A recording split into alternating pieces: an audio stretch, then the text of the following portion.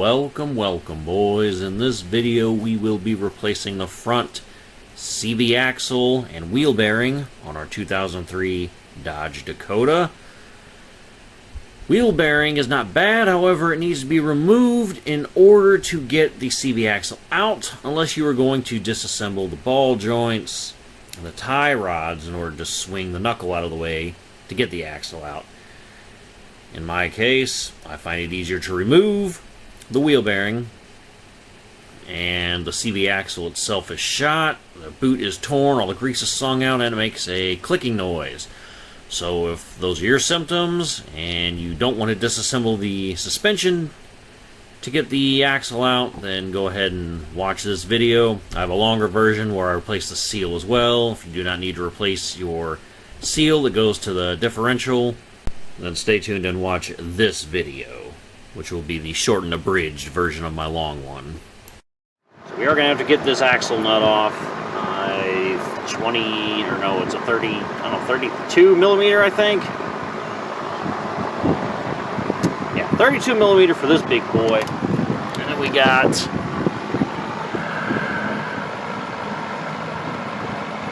for the caliper, one nut here, one bolt there, there's another one below it. I think those are both 14s.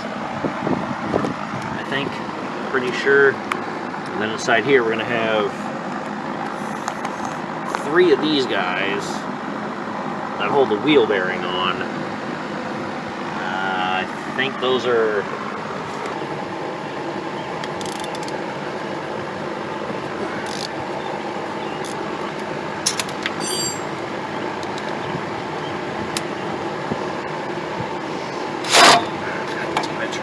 fucking way. Jesus.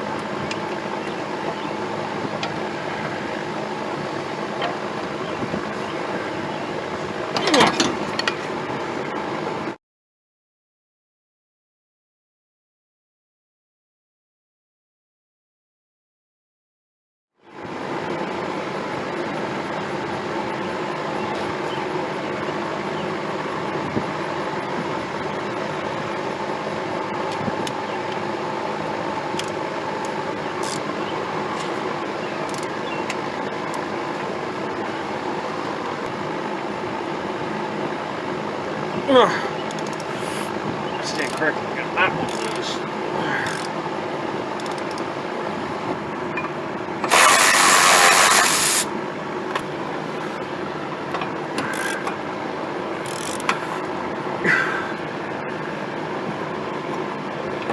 Come on!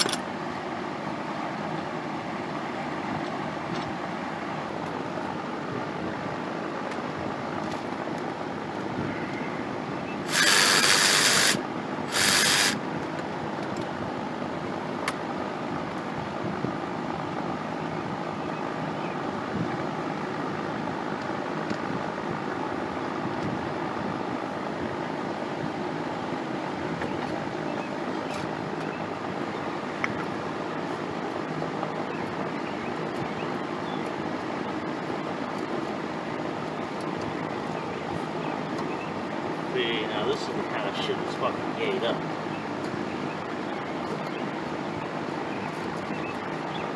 This is why this is going to be a bitch. Okay, and this little ring was around here. So it went like this, and it was keeping this piece from coming out here any more than it would have. This ring would have gotten stuck back through there. So I ripped that thing off, because I'm not reusing this axle. And on the other side, I had to take the whole suspension loose anyway, in order to tilt this whole knuckle down, so I could push this through that way. But when the new one came, the new axle, its ring was much smaller, and it could actually fit in and out of here. So I was like, well, okay, since I know that now, I can just mangle this one and get it out, theoretically. So I'm going to try to pop it loose from here. So assuming I can pop that loose, I should be able to clear the axle enough, clear differential enough, that spline in there enough, rather, is what I'm getting at. If I can clear the spline, I should be able to push that out, tilt it down, push it out, and then put the new one in the same way. So I guess we'll all find out together if I can do that, or if I have to take the whole suspension out, just like I did the other side.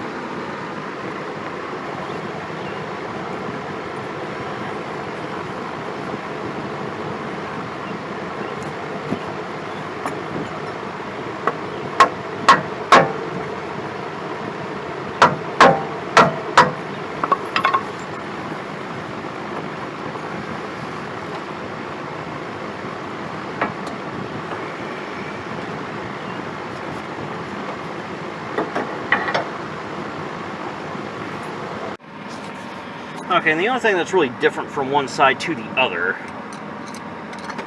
which is the only reason I'm showing this on the driver's side as opposed to the whole procedure on both sides, is because this axle shaft is shorter than the one on the passenger side. Passenger side one, well, I mean, you say shorter, but what I guess I mean is directly coming out of the pumpkin here begins the axle. On this side, we have this long tube that comes out of the pumpkin and then goes into the axle. And so, as you see, we have this shield under here that protects the differential and the drive shaft going to the transfer case. We have more room on this side. That's why on this side, we can essentially get lined up here and hammer it. Because on this side, it's much shorter. You can't use the same technique. You can use an arguably easier technique, which is you get your tool up in here between the seal and our axle here. And then I have the truck just high enough off the ground that it touches that, which means it won't fall down. So I really just have to get it in place, hold it steady, and then get my sledge and give it a good tappity tap, and then that will knock, as you can see, the axle out of the differential. And then once you do that, we just turn the wheel, pull this axle out.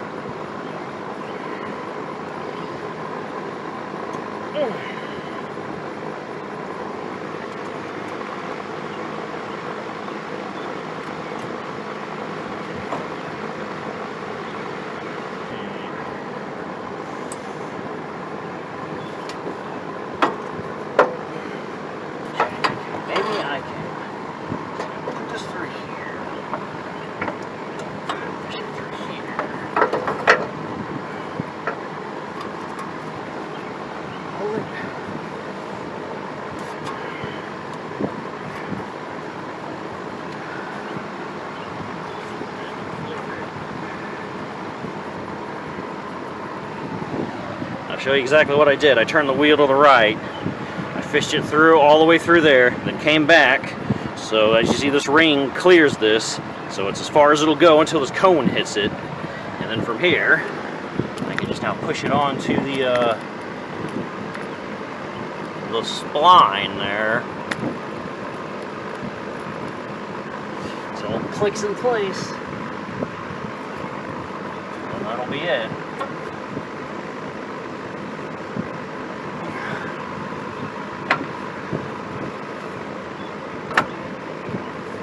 That's it. It's in. Alright, and at this point, installation is opposite of removal, so I'm going to speed this up to 8 times the speed, but I'm not doing anything unusual or out of the ordinary or unique. I'm just putting everything back the way it was. I'm threading the 14mm bolts from the back through the front to bolt the wheel bearing to the hub there, putting the rotor on, and then putting the caliper bracket on. Well, there's 2 bolts that hold in on. I'm just torquing those down, and then after that I'll be able to slide the caliper with the 2 brake pads over. There's 14mm to hold the caliper on as well, and I believe 21mm is what held the caliper bracket in place. I'm compressing the pistons on the caliper so they fit back in there more easily. Slide right over it. And then once that is done, all I got to do is take the castle nut, put it on. 30mm is what it was on this side. It was 32mm on the other side, so just check and confirm if you have a 30 or a 32. My replacement axle nut was a 32, but I am reusing the old one because it is longer. It's a longer castle nut, and then the cap is also longer, and therefore it fits more properly on there and doesn't wiggle around anywhere near the cotter pin. But that's it, boys. That's how you replace CV axles and wheel bearings. Hope this helped. Catch you in the next one. Thanks for watching, boys. Peace.